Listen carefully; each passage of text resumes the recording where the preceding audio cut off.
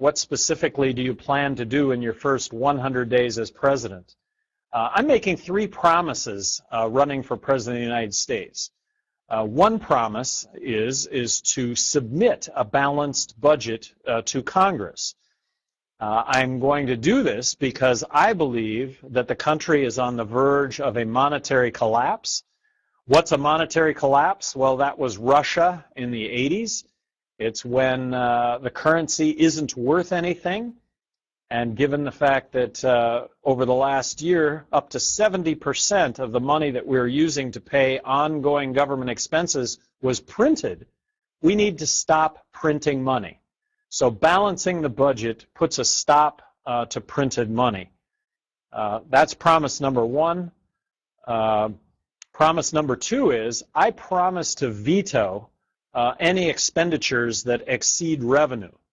Now, you can argue that by doing those 2 things, Congress will simply override my veto, which is true, but under the scenario that I just laid out, I think spending will be less than any other scenario that you could possibly be presented with.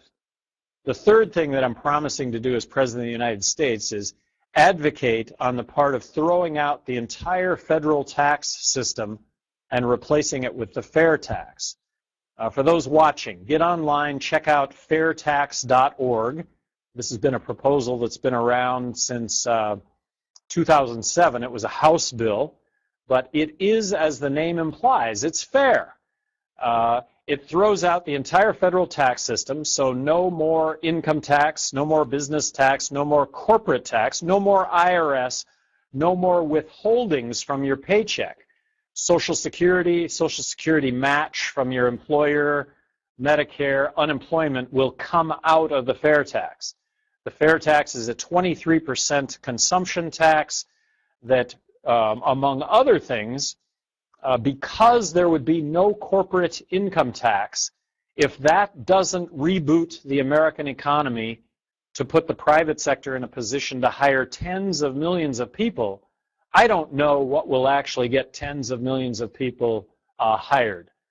There are a lot of caveats that go along with the fair tax as we go along this evening. Questions concerning the fair tax, I'll be glad to address any and all of those as they come up.